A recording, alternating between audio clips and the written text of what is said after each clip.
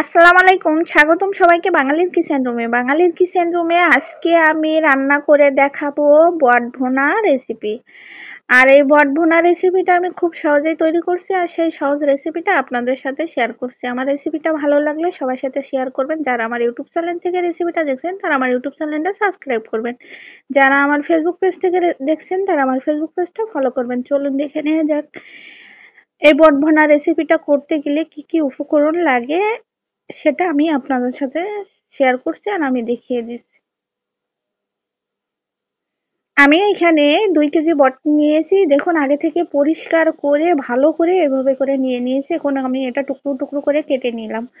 টুকরো টুকরো করে কাটা হয়ে গেলে এখন আমি চুলায় একটি কড়াই বসিয়েছি আর এখানে অ্যাড করে দিচ্ছি পরিমাণ মতো তেল। আমি যেভাবে বট ভুনা করি আর কি, সেটা আপনাদের সাথে আমি শেয়ার করতেছি।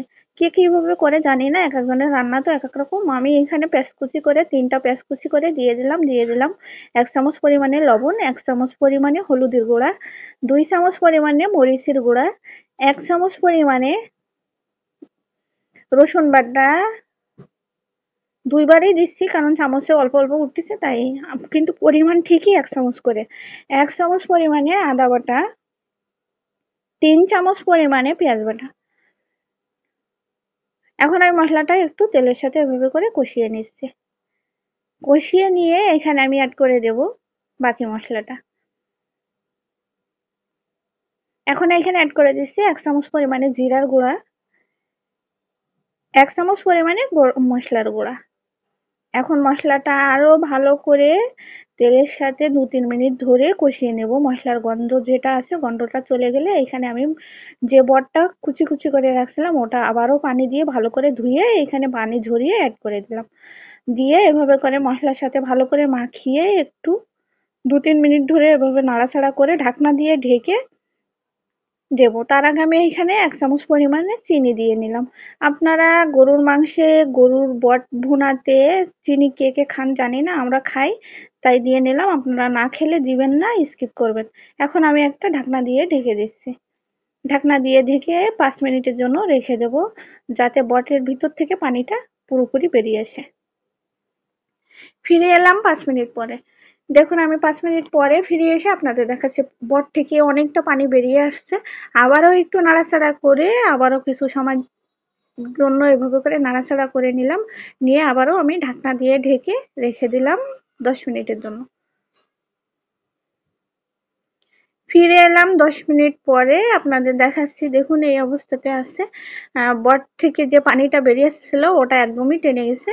এখন আমি একটু নাড়াচাড়া করে এখানে কিছু আলু অ্যাড করে দেবো। আমি আজকে বট ভুনার সাথে কিছু আলু এখানে অ্যাড করে দিচ্ছি। আপনারা আলুটা না দিয়েও শুধু এভাবে করে ভুনা করে নিতে পারেন, কিন্তু আলুটা দিলে একটু ভালো লাগবে, যার কারণে আমি আলুটা এখানে দিচ্ছি। আপনারা না দিলে না দিতে পারেন। এভাবে করে নাড়াচাড়া করে এখানে কিছু আলু আমি অ্যাড করে দেবো।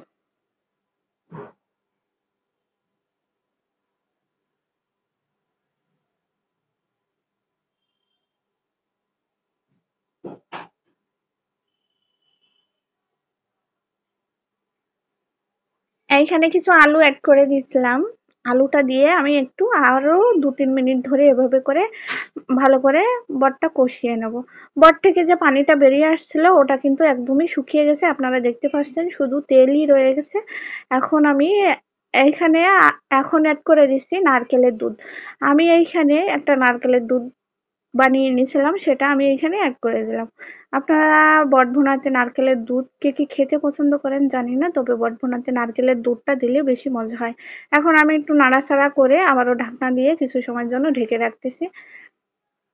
5-6 মিনিট পরে আপনাদের ঢাকনাটা উঠিয়ে দেখুন আমি আপনাদের দেখাচ্ছি এভাবে করে আমি বটটা রান্না করছি। একটু নাড়াচাড়া করে নিচ্ছি, নিয়ে এখন আমি এখানে হচ্ছে পানির ঝোলের পানিটা অ্যাড করে দেবো। আমি আলাদা করে আর কোনো পানি দিচ্ছি না, কারণ আমি যে নারকেলের দুধটা দিয়ে কষিয়ে নিয়েছিলাম এজন্য আর কষানোর জন্য পানি দিলাম না। এখানে আমি ঝোলের পানিটা সরাসরি অ্যাড করে দিলাম। এখন ঝোলের পানিটা অ্যাড করে দিয়ে একটু নাড়াচাড়া করে ঢাকনা দিয়ে ঢেকে 20 মিনিটের জন্য আমি রান্না করে নেব। বটটা সিদ্ধ হয়ে এলে আপনাদের দেখাচ্ছি। দেখুন বটটা কিন্তু একদমই সিদ্ধ হয়ে গেছে। আমি 20 মিনিট ধরে একটানা এভাবে করে রান্না করে নিয়েছি। এখন আমি একটু নাড়াচাড়া করে চুলা গ্যাসটা অফ করে দিয়ে ঠান্ডা করে আপনাদের দেখাবো। রেডি হয়ে গেছে বট ভুনা রেসিপি। আমি এরকম একটু ঝোল ঝোল রাখছি, আপনারা যদি চান একেবারে ভাজা ভাজা করতে তাহলে আপনারা ভাজা ভাজা করে রাখতে পারেন, কিন্তু আমি তো এখানে ভুনা করব বলছি তাই ভুনাটা এভাবে করে করলাম। আর ভুনাটা রেডি হয়ে গেছে, এখন আমি চুলা থেকে নামিয়ে আপনাদের দেখাচ্ছি। দেখুন রেডি হয়ে গেল বট ভুনা রেসিপি। দেখতে কতটা সুন্দর হয়েছে, খেতে কিন্তু মাশাআল্লাহ অনেক সুন্দর হয়েছিল, অনেক মজারই হয়েছিল। সো রেডি হয়ে গেল বটভুনা রেসিপি। আমার রেসিপিটা ভালো লাগলে সবার সাথে শেয়ার করবেন। যারা আমার ইউটিউব চ্যানেল থেকে রেসিপিটা দেখছেন তারা আমার ইউটিউব চ্যানেলটা সাবস্ক্রাইব করবেন। যারা আমার ফেসবুক পেজ থেকে রেসিপিটা দেখছেন তারা আমার ফেসবুক পেজটা ফলো করবেন। আজ এ পর্যন্ত, আবারও দেখা হবে, কথা হবে অন্য কোনো ভিডিওতে। সবাই ভালো থাকবেন, সুস্থ থাকবেন।